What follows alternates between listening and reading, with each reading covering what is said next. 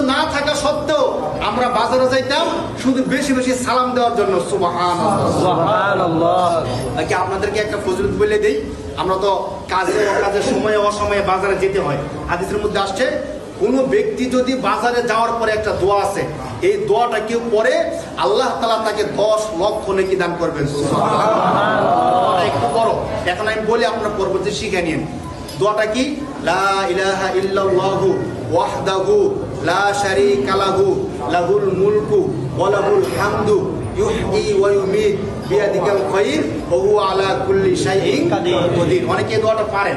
এখন থেকে মনে করে যখনই বাজারে যাইবেন এই দোয়াটা একবার পড়ে নেবেন। কোন ব্যক্তি যদি বাজারে গিয়ে একবার এই দোয়াটা পড়ে তাহলে সে কত লক্ষ নেকি পাবে বলেন?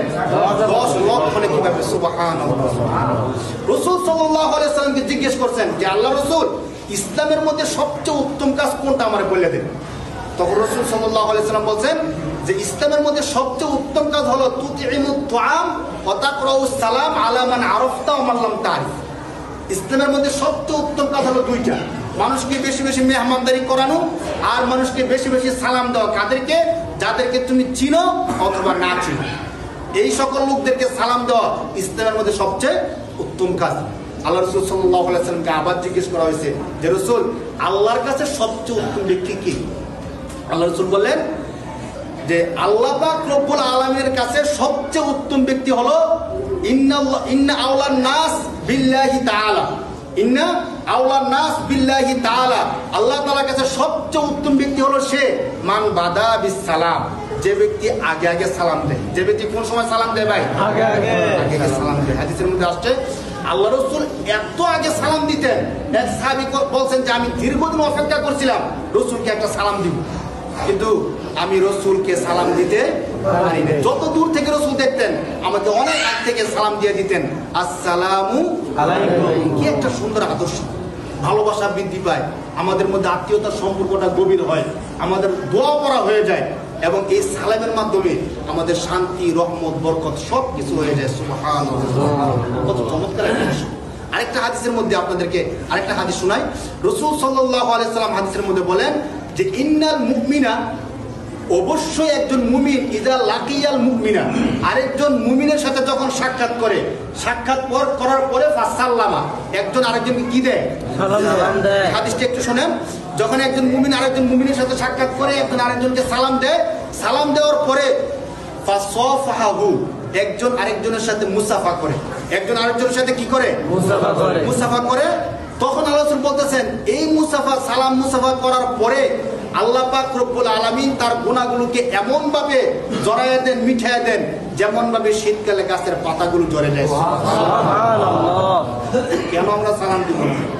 একমাত্র ইহুদিরা সালামকে বিকৃত করত এবং সালামকে নষ্ট করত। তাহলে এর দ্বারা বোঝা গেল যে সালাম ইসলামের গুরুত্বপূর্ণ একটা বিধান। সালাম ইসলামের গুরুত্বপূর্ণ একটা কি ভাই? বিধান। আল্লাহ তাআলা কোরআন শরীফের মধ্যে বলেন, ইয়া আইয়ুহাল্লাযীনা আমানু লা তাদখুলু বুয়ুতান গায়রা বুয়ুতিকুম হাত্তা তাস্তানিসু ওয়া তুসাল্লিমু আলা আহলিহা। কোরআন শরীফে আল্লাহ বলেন, হে মুমিনগণ, তোমরা ততক্ষণ পর্যন্ত একজন অপরজনের ঘরের মধ্যে প্রবেশ করবে না যতক্ষণ পর্যন্ত সালাম না দিবা, তার থেকে অনুমতি না নিবা। এই বিধান কার? আল্লাহ। আমরা সালাম দিতে রাজি না, ঘরে ঢুকতে সালাম দিতে হইব, এটা কি এমন কাজ আছে যে সালাম দিতে হবে? কিন্তু ঘরে ঢুকতে হলে আমাদের কি দিতে হবে ভাই? এই শিক্ষা আমাদেরকে আল্লাহ রাসূল দিয়েছেন। ঘরে ঢুকলে আমরা সালাম দিব। আজকে থেকে একটা কাজ করেন, সর্বশেষ আমি শেষ করে দেই। আজকে থেকে তখন আমরা ঘরে ঢুকবো তখনই কি দিব? সালাম দেব। যদি আমাদের লোক থাকে তখনও সালাম দিব, লোক না থাকলেও কি দিব? সালাম দিব। তাহলে যদি লোক থাকে তাদের জন্য দোয়া করলাম, আর যদি লোক না থাকে হাদিসের মধ্যে আসছে ঘরের মধ্যে ফেরেশতারা থাকে। ঘরের মধ্যে কে থাকে? ফেরেশতারা। তখন আমার সালাম নিবে কারা? ফেরেশতারা। আরেকটা ফায়দা আছে, যখন আমরা সালাম দিব আমাদের সবার ঘরে কিন্তু কম বেশি ছোট বাচ্চা আছে না ভাই? এই তারা তখন দেখবে যে আমার বাবা ঘরে ঢুকলে কি দেয়? সালাম দেয়, আমার মা ঘরে ঢুকলে সালাম দেয়। এইভাবে তাদের মধ্যে একটা অভ্যাস হয়ে যায়। বিশ্বাস করেন, আপনি আর সালাম শিখাইতে হবে না। যখনই সন্তানও দেখবেন ঘরে ঢুকবে তখন সালাম ছাড়া সে ঘরে ঢুকবে না। আমার অভিজ্ঞতাটাই বলি, আমরা সবসময় তো ঘরের মধ্যে ঢুকে সালাম দিয়া, এটা তো আমাদের সুন্নাহ হিসেবে আমরা কাজটা করি। এই কাজটা করার কারণে আমার যে ছোট্ট একটা মেয়ে, তাকে এখন আমরা দেখতেছি যখনই সে ঘরে ঢুকে, ঘরে না, ঘরের দরজার আগে গেট থাকে, ওই গেটে আসার সাথে সাথে এমন জোরে সালাম দেয় তখন ঘরে তারা বলে যে সে যে বাড়িতে আসছে আমরা অনেক আগে বুঝে ফেলি যে সে কোথায় আসছে।